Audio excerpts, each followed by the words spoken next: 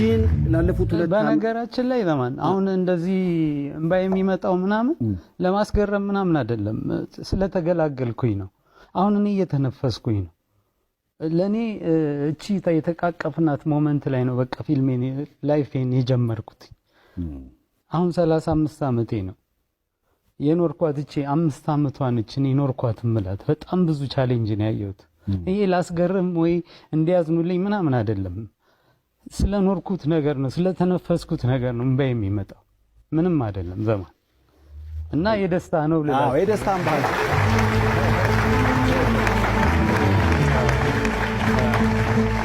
ያለፉት 2 አመታት ልጅህን አትይ እንጂ ልጅህ ግን ፊልሙን ቀርጸ ከጨረስክ በኋላ አንድ ፎቶ አባቷን በመደገፍ ይፋ አድርጋለች እንደውም ደርሶኛል ላሳይ እስኪ የልጅ አዋቂ ነች I'm proud of you ብላል አንተ ፈረጃ ብላለች ያው እንግዲህ የሄኖክ ልጅ ነች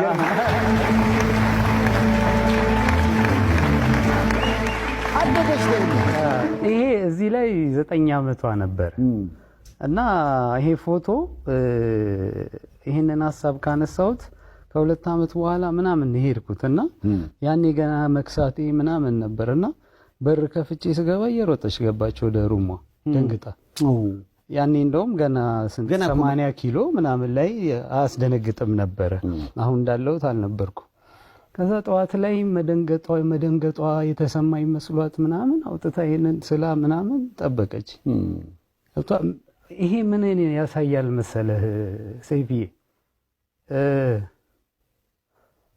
የፈረጃን ሐሳብ ለመረዳት የዚች ልጅ አይምሮ ይበቃል የዚች ልጅ እድሜ በቂ ሌላ ውስብስብ ነገር አያስፈልገውም ከህይወቴም ጋር አይገናኝም ምንም አርቲስት ነኝ እኮ ዘማን ጥጌ ጋር ይዤ ቁጭ ብዬ መብላት ይችላል የፈለገ ደሞ ቢመጣ ለማጭበርበር ቀላል ነው ለኔ ግን መጀመሪያ ያሰብኩበት ሐሳብ ሌላ ነበር ፊልምን ማንሳት ዛሬ አንተ አጠገብ እነዚህ ደስ የሚሉ ሰዎች አጠገብ እነዚህ ባለሙያዎች አጠገብ ቁጭ ያልኩት ፊልም በሰጠኝ ሞገስ ነው ዝም ብዬ መተው አልፈለኩም ያ ነበር የመጀመሪያ ፓሽኔ መጨረስ ከብዶኝ ነው እስከዛሬም የቆየሁት ማለት ነው አንዴ በጣም ቀጥታ መናገር የምፈልገው ነገር አለ 1 ሚሊዮን 120 ሚሊዮን ህዝብ ጠየቅኩኝ 2300 ሰው 3 ሚሊዮን 400 ሺህ ብር አዋጣ ቀሪውን እኔ መኪናዬን ሸጬ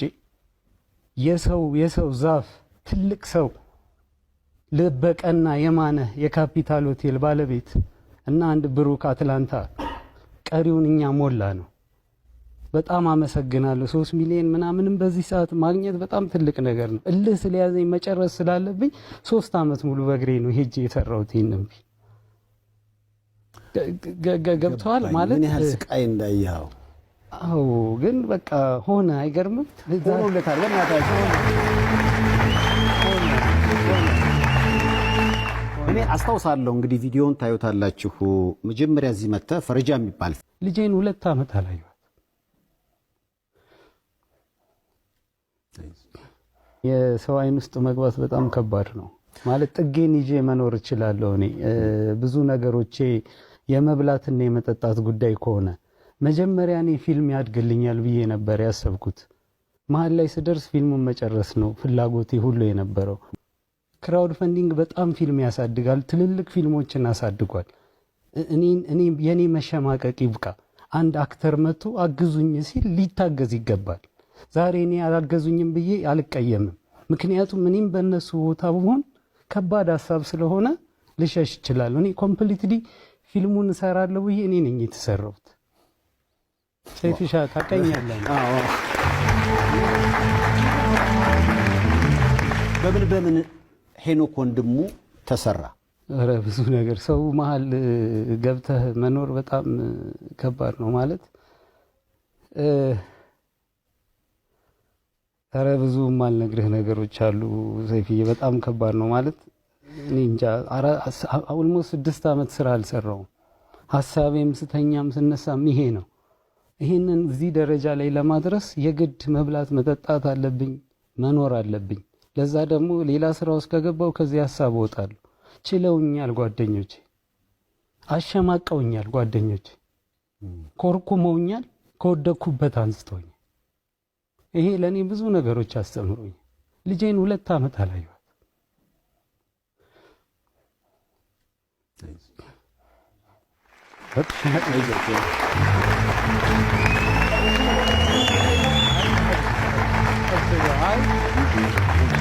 አይዞህ ራስህን ምናልባት ግን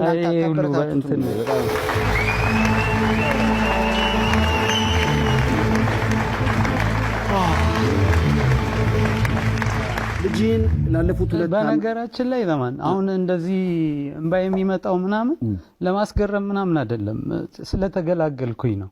አሁን እኔ እየተነፈስኩኝ ነው። ለኔ እቺ የተቃቀፍናት ሞመንት ላይ ነው በቃ ፊልሜን ላይፌን የጀመርኩት።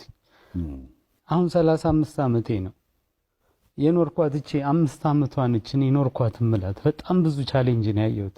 ይሄ ላስገርም ወይ እንዲያዝኑልኝ ምናምን አይደለም፣ ስለኖርኩት ነገር ነው፣ ስለተነፈስኩት ነገር ነው እንባ የሚመጣው፣ ምንም አይደለም ዘማን እና የደስታ ነው ልላ። አዎ የደስታን ባህል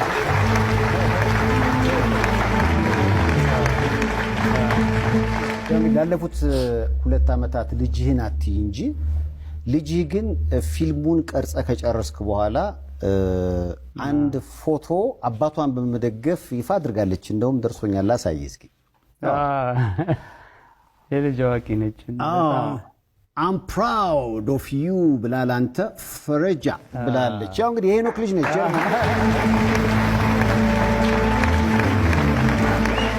አደገች ነው። ይሄ እዚህ ላይ 9 ዓመቷ ነበር እና ይሄ ፎቶ ይሄንን ሐሳብ ካነሳሁት ከ2 ዓመት በኋላ ምናምን ሄድኩትና ያኔ ገና መክሳቴ ምናምን ነበርና በር ከፍቼ ስገባ እየሮጠች ገባች ወደ ሩሟ ደንግጣ። ያኔ እንደውም ገና 80 ኪሎ ምናምን ላይ አስደነግጥም ነበረ። አሁን እንዳለሁት አልነበርኩ። ከዛ ጠዋት ላይ መደንገጧ የተሰማኝ መስሏት ምናምን አውጥታ ይሄንን ስላ ምናምን ጠበቀች።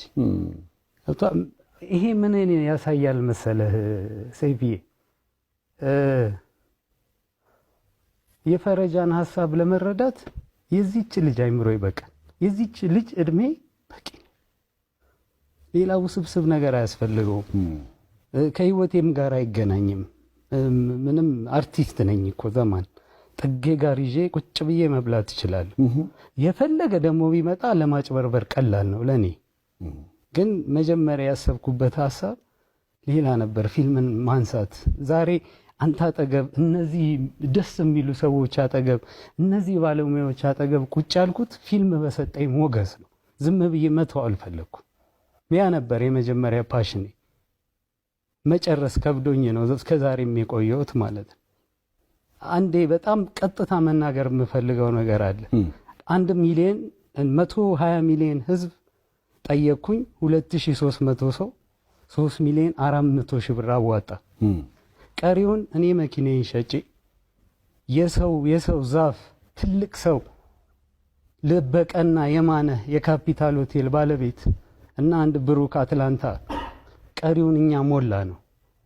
በጣም አመሰግናለሁ። 3 ሚሊዮን ምናምንም በዚህ ሰዓት ማግኘት በጣም ትልቅ ነገር ነው። እልህ ስለያዘኝ መጨረስ ስላለብኝ 3 ዓመት ሙሉ በእግሬ ነው ሄጄ የሰራሁት። ይሄንን ገብቷል ማለት ምን ያህል ስቃይ እንዳየኸው። አዎ ግን በቃ ሆነ። አይገርምም? ሆኖለታል።